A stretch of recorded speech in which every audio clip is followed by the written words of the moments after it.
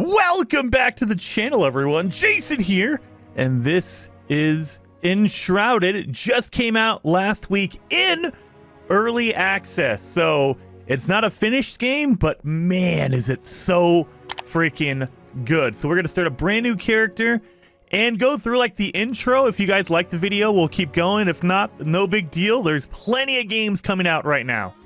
But the first thing I want to tell you guys is this game has two separate saved items in it. So you have your character, as you can see from here.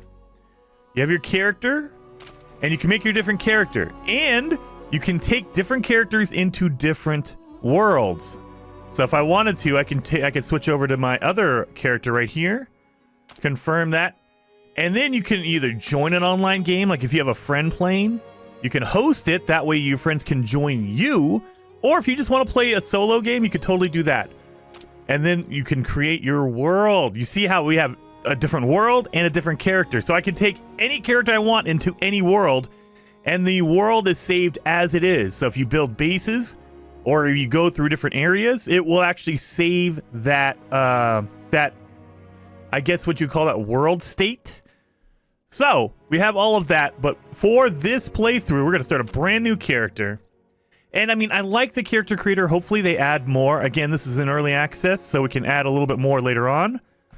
But you know, you get your basic setup, and then you can switch over to your hair, and you can kind of customize that. Okay, I'm already liking this. The mutton chops are pretty good. All right, we got that going on. Then we can do our hair color. Make this guy like an old, like 19 or 1800s, like oil baron or something. That'd be pretty cool. Yeah, we're gonna keep the mutton chops though. So, but you can get like different facial stuff if you want. Like if you want, you know, different hairs, you can get like the old Abraham Lincoln. But we're gonna do the this big old mutton chops. There we go. So there's our character. Now they give you a voice option. However, it's just for sound effects. Like you could probably hear this.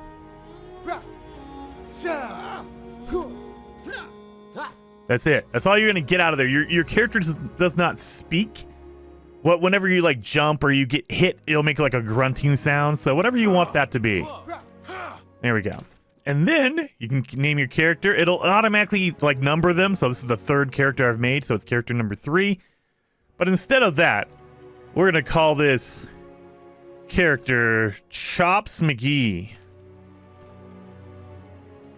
Chops McGee is gonna go in there. We create him. There we go. So now we've selected our character.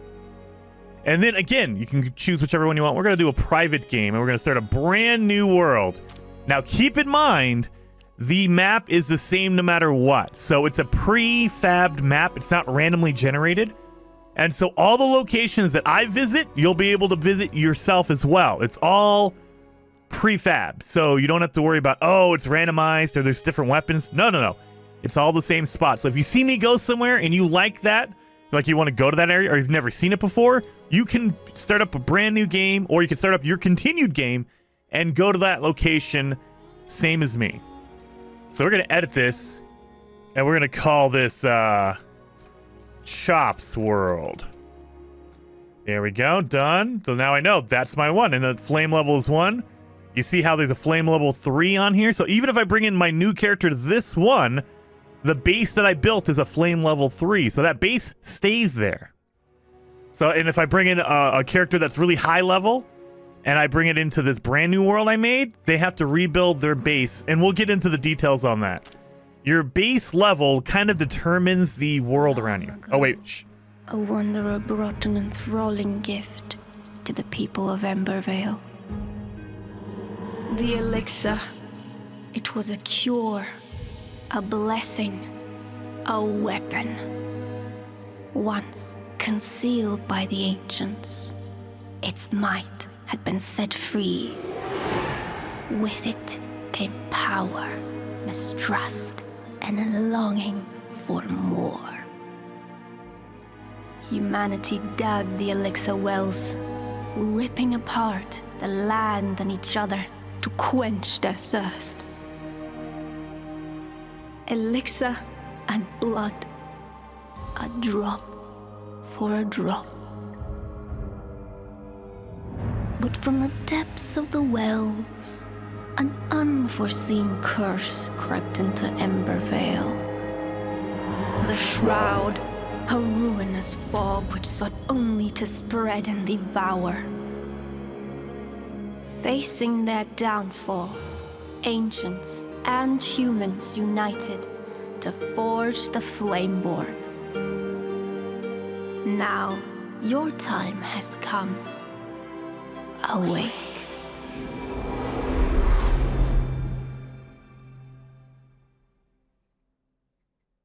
Now, that is not a normal, like, you don't get a lot of audio like that. You'll get a little bit snippets here and there, like a lot of voiced stuff, but not everything is going to be voiced like that.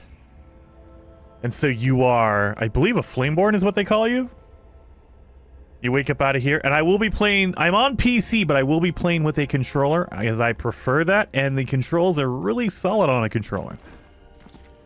So, the first thing I will tell you is, I prefer, let's go into our settings menu, I prefer the controller setting one. Let's see, controller bindings. So, I guess you should call it, not preset, it's a preset B. So, there's A and then B. Now, the big difference is how you use items and how you build. So some people prefer A, which is fine, but for me, I like to use my my B button, the O button if you're on an Xbox controller, as my cancel. That is not how it works in this setup. It'll basically undo, not cancel. So instead, you want to go with B. That way it doesn't, like, if you're building a base, if you're on preset B, in order to undo an object, you have to press Y and B. So it's a double button so you don't accidentally undo something you've built. Anyway, that's the one I use. I think it's a really good one. So that's the preset I prefer. We have a Cinder Vault. This really reminds me of Zelda. So there's a lot of that's going on with Pal World as well. There's a lot of Zelda elements in these more recent survival games, which I kind of appreciate. You've slumbered for too long, Flameborn. I'm a Flameborn, yes. The realm of Embervale has fallen. Consumed by the Shroud. Now the enduring flame calls for you. Find a place in the ruined world and construct a flame altar to create shelter from the dark. So I'm not going to read everything. I'm going to read the big stuff that you find. However, there's a lot of notes you'll find in the world, a lot of like journals and things like that give you the background for the story. I'm not really going to go into detail on that. I want you guys to read it and kind of have fun with it. Oh, we can harvest this plant right here, get some wood, some twigs and some fiber. And as you pick up objects, new objects, it'll give you recipes. That way you can build things. Let's get in here. A vast world awaits you, filled with secrets and peril. Press the menu button and navigate to the map to track your discovery. So here's your menu. You start out with your backpack. So this is what you can carry. Now I love this. I love this game for two reasons. Number one, there is no weight limit. You can carry as much as many items as you possibly can, with the exception of number two. It's a limit on item numbers. So I can carry as many twigs as will stack up. I think they go up to 50. But then, you know, I can carry, like if I wanted to fill my backpack full of stone, there's no way for me to go overweight. There's no weight limit, just an item number limit, which is, I love. I appreciate that. So I can always, like for me, I always like to have one stack of wood, one stack of stone, all your basic building blocks. And then the other thing is, you actually get in your character, you'll see your character, you have items you can wear. Like right now, I just have these pants on, these threadbare pants. But you can get arm upgrades, you can get feet, you know, you get your traditional armor, your chest piece, your arm, your pants, your boots, your helmet. You can also equip a longbow, or if you want to, there's magic in here, you can equip a wand or a staff. You get your shield if you do a one-handed item, like if you have a one-handed sword, you can use a shield to block. And then right here in the middle, backpack extension. You can actually upgrade your inventory. I love, love, love that. Oh yeah, before we get too far into it, and we also have our crafting menu here. So this is like your basic crafting. You can make simple stuff right here. If you want to make the more advanced things, you have to build a workbench. All discovered recipes for this crafting station are saved here. I should say, all discovered or very simplified, recipes are here. If you want to build more advanced stuff, it's in the workbench. You can quickly navigate different categories by selecting these icons. Here you can find the requirements and ingredients for each recipe.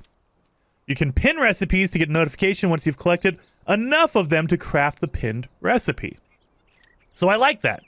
So like if I'm trying to build my flame altar, I can pin it. There you go. Now you know it's pinned. And so it comes up on the right-hand side of your screen. Therefore, I know, okay, I'm constantly being reminded I need 5 stone. Again, these are our notebooks that we get in here in the world. That way you can read them if you want. And I would say always pick them up. If you see a glowing notebook or something, pick it up because you will get experience and level up your character. And that kind of leads us into... You have a skill tree, and look at this skill tree. That's insane. It's very intimidating at first. However, it makes sense, like, depending on the character you want to build. So the red side right down here is going to be your more, like, melee and tank-focused characters. So, I mean, literally called tank. That's all your health. You have your warrior, so you do more damage with melee weapons. You have your barbarian. This is for two-handed stuff. Your athlete, which makes you run, and you can do, faster movements. Survivor, that gives you additional food slots. That way you can eat food and regenerate your health more. Things like that. But you have your your ranged. So you have your melee down here in the red. You have your ranged kind of, and your health in the green. And then you have your magic stuff in your blue side. And this is a traditional talent tree, meaning I cannot unlock this until I've unlocked all the things before it. So you have to basically unlock this one, then you can move on to that, and then you can move on to that, then you can just move down the tree. You cannot unlock the one at the end until you've unlocked all the previous skills. Very, very cool. And you want to focus in on the center first because they have some good stuff like all tools lose durability 50% slower because your tools will break. Not a big deal. You go to a workbench, it automatically fixes them. But we'll get into that. Let's run around here, and they kind of give you a cool, they don't tell you where to go, but I mean, look at that. They basically let you know, hey, you might want to come down here. We have all these objects highlighted for you, so maybe come down over here. So let's look around here, and the one thing I wish they will do, and maybe they'll do it later on, this is early access, some of the chests, some of the items that you can pick up are very, very... They blend into the environment. So don't go down here. You get distracted. You see all this. You're good. No. Keep going down here.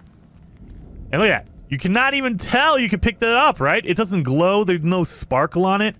Like, a lot of games will signify that you can interact with something.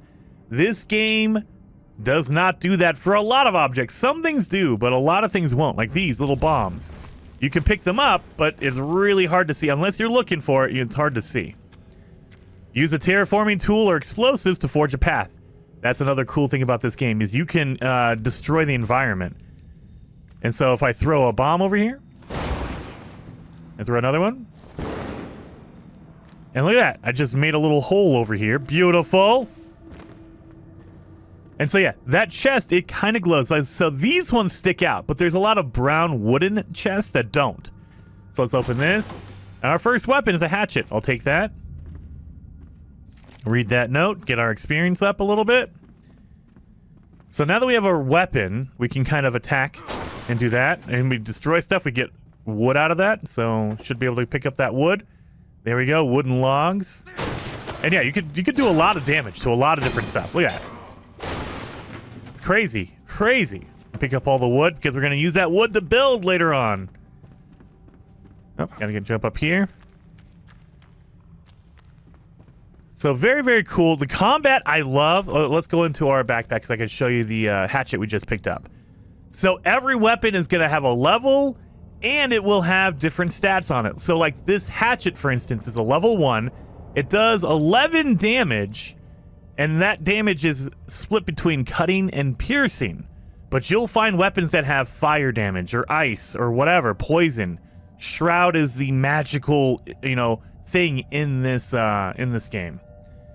And also, you'll see right underneath that 11 damage, it says 250 max durability, and under that there's a locked grayed out option called 2 cutting damage, plus 2 cutting damage. You can upgrade your equipment. So if I go to like a blacksmith, I can pay to unlock that plus 2 cutting damage, which is really, really cool. So, and the more rare the item, the more of these upgrades there'll be. So this is a common, that's why it only has 1. Some of the commons don't even have any upgrades on them. And you can get like, an uncommon, which is going to be green. You have your rare, which is going to be blue, and they'll have way more unlocks on them. All the way up to legendary, which is like your orange colored items. Those are going to be really, really good because they have a ton of unlocks, and they'll also have better stats as well. Let's run around here. Oh, look at that. So there is a run. And you'll notice that green circle next to my character, that is your stamina bar. Very, very similar to Zelda. And when you're done, it stops you from running. You can't run until you've recharged your stamina. And in your skill tree, you can upgrade your stamina. You can also get rested in this game, very similar to Valheim. So when you build a house, you make it comfortable, you get a rested bonus that'll recharge your stamina quicker. So right now, if I use it up and then I let it recharge, it'll recharge. Look at it, it's kind of slow. You'll see that meter slowly ticking up. If you're rested, if you go to sleep or if you hang out in your home and you allow yourself to get rested, then it'll actually recharge a lot faster. That way you don't have to worry about waiting for long times. Oh, we have this over here. Wait a minute. Nope, don't want that. So now we're Enshrouded. You see that meter at the top of the screen? There's this weird fog in the world that it's almost like smoke. You don't want to be in there for too long because you get poisoned by it. But because we are a chosen flame, whatever it's called, you can resist it, but only for like 5 minutes. And that is something that you can increase as time goes on. As you upgrade your flame, you upgrade your character, you'll actually be able to resist it for longer and longer. You can extend that time out. So you can spend more time in the shroud, in the fog. There we go. Enemies, when you kill them, they will actually drop items. So you can pick that up and use it for your equipment later on. Very, very... I love the building in this game. The combat is very simplified, but I appreciate it. It reminds me a lot of Fable. If you played the old school Fable games, like Fable 1, Fable 2, this is very similar to that. You have a lock-on, and then you're basically doing 3 swings. You have a 3-hit combo. There you go, and that's it. And each weapon has different abilities, like, depending on if it's cutting or blunt or whatever. There you go. Now, oh, wait a minute. We missed something back here. So let's run back over here. So there are a lot of secrets in the world, which I really like that too. It kind of makes you want to pay more attention to the world around you. Like, I was so busy talking to you guys, I totally missed there's a hidden chest back here. And I know it because I've done this before. Again, the map is always the same. So if you find it on one, you can find it in any other playthrough or any other character. So there it is right there. So if you're not paying attention, you don't see, you're like, okay, but boom, I can break that open. And again, these wooden chests, they are very, very, like, nondescript. They blend into the environment. Sometimes it's hard to see them. So now I have a torch and I have a bandage. Another thing to keep in mind is your character has 2 hotbars. So if you go into your husband, you see I have 2 of them. So if you want to, you can move stuff around and adjust it however you wish. So I'm going to move my torches. I don't need all that in my hotbar. So what I generally do, and you don't have to do this, this is what I do. I put my tools and my weapons in my top bar, and then I put my health items down here in the bottom bar. That way I can switch between them. So, like here, I'll switch this over here, that over there. So now I have my weapon and my torch up here, and then I have my bandage down here. And while you're playing, you'll see that at the bottom of the screen I have my hotbar, so I can switch between my torch and my hatchet. But if I hold down my right trigger and then click in a button, my right stick, it'll switch. So now I have my other bar, so now I have my bandages. And you can switch back. So it's really easy to switch back and forth. I love it. I really love it. So it makes it really nice to have, like, you can separate your different items. Like for me, it's all equipment and healing items. But you can do it however you want. Maybe you have two separate bars, like you have your magic bar and your melee bar, or whatever. However you want to set it up. Very, very awesome. I love that. And hopefully more games start using a double action bar. Because it really, it lets you have, like, basically a loadout, essentially. You can get, like, a quick loadout of, you know, like for me, your healing items, your melee weapons, or your magic items and your melee weapons, or what have you. Whatever you want. You want your ranged items. You can switch between your bow and your whatever. If you fall, you will rise again at your last return beacon. So, you will see these cool orbs throughout the world randomly. These are basically a save point. And I say a save point, not really. If you die, you'll respawn right here.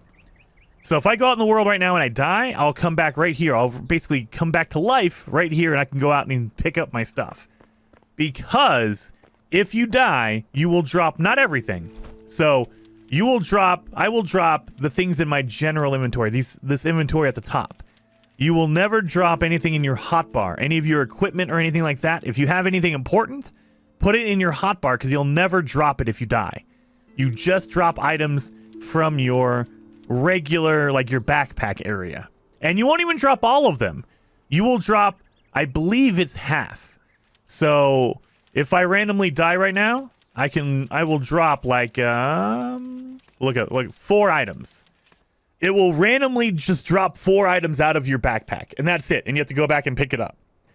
So it becomes kind of a pain in the butt when you're in a cool area and you've been picking up a lot of stuff, and then you die. You have to go back and get your grave because you might have dropped something important. Let's pick up this. Oh, we have some purple berries right here. So you can pick up, just like in a lot of other crafting games, you can pick up different things like twigs and mushrooms and stuff off the ground. You can pick up the beehive. That'll give you some honey. It'll give you some wax from the beehive. So, they literally mark your first location that they want you to build your base in. So, I hear an animal. What do I hear? Up here it is. A wolf. Oh, wolf. Now, you have a block. Even with one-handed items, you have a block. So, if it wants to block me or attack me, I can block. And you'll notice I'm not losing any health. I can sit here all day. The only thing it takes up is your stamina. So, it'll take a little bit of stamina to block. That's it. You're not going to lose any health. So, you want to block whenever you see an enemy like this. Again, combat is kind of simplified. You don't have to worry about it. Like, if you want to, I saw another one over here. You can try to parry them. So in order to parry, you have to pull up your block right when they attack. Right when they attack. So you can do this. Oh, I messed it up. Come on. Now, it's really bad. Like, the controls are not as fluid as I would hope on a controller anyway. So you can parry them. I suck, so I'm not going to be able to parry them. And if you parry them, they get stun locked, basically. And so you can attack them. You get an extra few seconds to attack them. Let's see. Come on. There we go. That was a parry. You see how he got stunned for like a split second? He backed up. So let me just swoop in there and attack him real fast. Let's get in here. We need to pick up some equipment. It's getting dark, so this game, when it gets dark, it is dark. So you're definitely going to want to, especially early on in the game, you want to keep a torch with you. Later on, you get different objects that'll light the environment. You'll get magic and things like that. But in the beginning, all you have is a torch. And a torch will light up the area for you, so you're not basically in the complete darkness. But man, it is like unexpectedly dark at night. You know, you always think, oh, it'll be dark, but I can see. No. No, you cannot. And so these are some ruins. Let's inspect this a little bit. Oh, wait a minute. Water is a great source of vitality. Drink it to enhance your stamina and regenerate it faster. There you go. So we can scoop out some water from this well.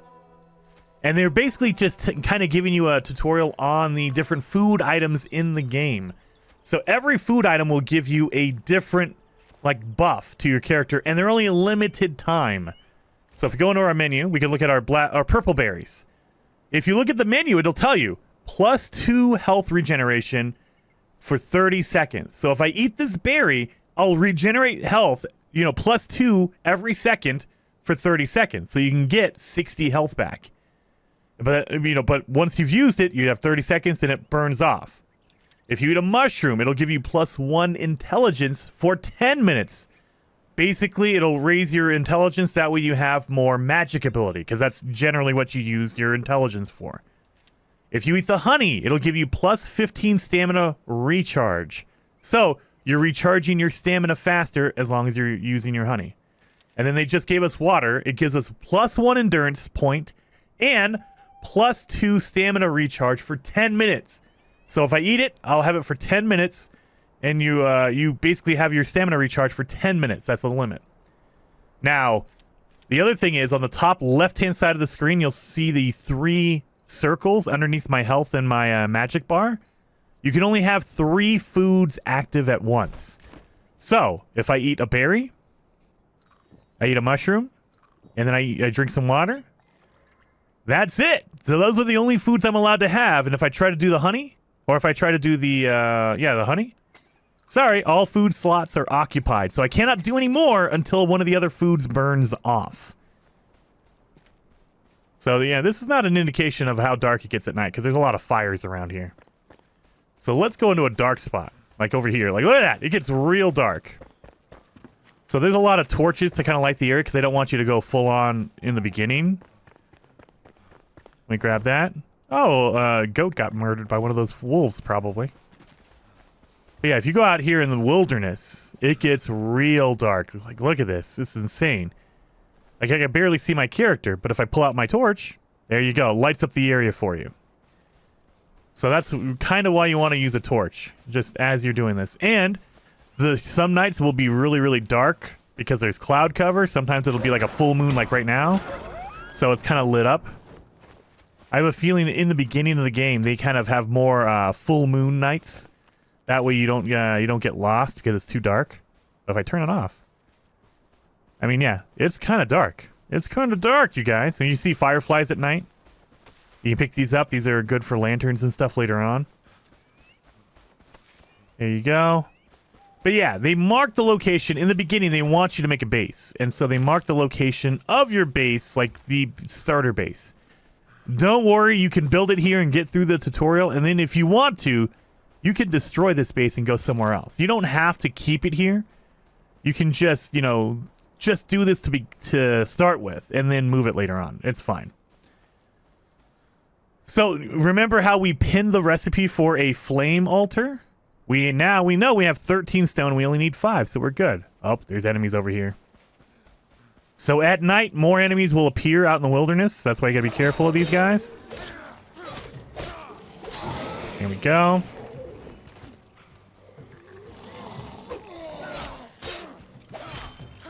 There we go. And you'll notice they come out of this fog area. The shroud is all over the place. Like this guy's glitching out. Oh god! He's glitching out. Oh god. Oh, look at that. He destroyed me. He's a level 1. See, so I need to level up. Yeah, like we're in the shroud now. And you can tell because like in the daytime it's foggy, but at night it'd be too impossible to do that. So they basically just put these glowing mushrooms. So you know it's kind of like a poison area. Anyway, let's get out of the shroud. That way we don't get poisoned and die. Destroy different objects in the world because you can pick up... Like, if you destroy a box, sometimes it'll have items inside of it. So it pays off to destroy stuff. Definitely. You want to do that. That way you can get the objects that are inside. Or just the wood. Like, in that case, it was a lot of wood. So here's where they want me to build my my first flame altar. So in order to do that, go into your build menu. So pause, crafting, And you'll see these are all the important things we need to build. So we have an axe, we have a pickaxe, we have string, all the stuff. You can build a shield, you can build some very low-level armor, some rag clothing, if you'd like. So we need to build a flame altar. So we need to craft it before we can use it. Craft it. Now it's there. But where did it go? So it'll automatically, if you go into your backpack, it'll automatically put it down in my hotbar. So like we don't need all these health items down here. I don't generally use those, so we'll put it up here.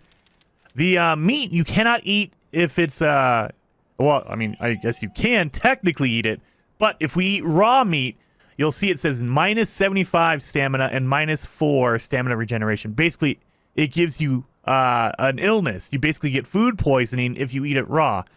Once you've cooked the meat, it'll give you more health for a long period of time. But if you eat it raw, it'll make you sick. So don't do that. So I'm going to put that up there for now so I don't accidentally use it. So let's put down our flame altar. Now you'll see there's a big square around it. That is your building area. So basically what you're doing is you're putting down a base marker, and you can build safely within that square. You can build everywhere else you want to, however, it's not in a safe area. You need to be within that square for it to be safe. And even once you put it down, you can't see it until you start building. But yeah, once you put it down, you know you have a square area that's safe. Nothing will happen to your base. It will not disappear. None of that kind of stuff. If it's outside the limits, who knows? You know, the enemies can come over, destroy it. It might get overtaken by the shroud, the poison stuff. So you don't want to build outside of your flame altar square. You are not alone. There are other survivors drowsing nearby in ancient vaults. Find them so they may aid in your journey. Go gently. One beckons nearby, just outside of the shroud's grasp. So essentially, this is kind of where you get your not your story, but like your missions. That'll point you in the right direction. Like, hey, there is another character that's out there sleeping. Go wake them up. And so you can do it, but you don't have to. You can just sit around and upgrade if you want. And here's where you can upgrade your base. So upgrade your altar. It expands out the range, so you can build a larger and larger area. It basically doubles your building area. But we need a shroud core in order to upgrade it. And then we have our strengthen the flame. So this is where you get more bases you can build. So right now I can build 2. If I upgrade my flame, I can build up to 4. Shroud passage level is 1 to 2. So I'll be able to go into the more poisonous areas because there's different levels of shroud, which is that poison fog. Right now I'm at a level 1, but if I upgrade it, I can go into level 2 shroud. Character attribute bonuses. There you go. 1 to 2, 0 to 1, so you get more attribute bonuses. And your time in the shroud goes from 5 minutes to 6 minutes if you upgrade your flame. And then you can reset your points. If I want to reset my my character skills, it's going to cost me 10 runes, which is like the gold coins in this game. It's the money in this game. And then you can extinguish your flame at the bottom of this thing. If you extinguish it, it says right there, extinguish a flame to remove your flame altar. It removes this thing. Beware, and areas not protected by the flame will be consumed by the shroud. Place items will be lost. Meaning, when the shroud comes over, or like enemies or whatever, they can destroy anything that's not being protected by the shroud. Again, like by this altar, excuse me. Like we talked about earlier. You don't want to build outside of your area because it has a chance and probably will be destroyed by either the shroud fog or enemies in the world or what have you. So we are good. And we can just sit down. Wait a minute. And now we're rested. You see the top left-hand side of the screen. I am rested. So, depending on how rested you are and the more comfort your area has, so like if you have a bed, if you have a roof, if you have all these cool items, you have chairs and tables, it'll add to your rested bonus. So you can actually be rested for longer. That way you can actually regenerate your stamina faster for longer periods of time. It should stop at 10. There you go. So I have 10 minutes of being rested. Once I get up and start running around, you see how it's counting down? So, if I run around, Look at that stamina. Holy cow, my stamina's good. And if I stop, regen's a lot faster than it was before. So that's why you want to be rested. Like, constantly want to be rested. And as you upgrade your base, it'll get longer and longer. Giggity. So you start out with 10. You can get 20, 30, 45 minutes, depending on how much you put in your base. Again, that's all based on your bed, your tables. There's different items that'll give you more of a rested bonus. It'll raise your rested level. So hopefully you guys like this introduction. I'm kind of explaining the game, trying to show it off to you guys. So hopefully you guys liked it. If you did, hit that like button, and I'll see you guys in the next episode.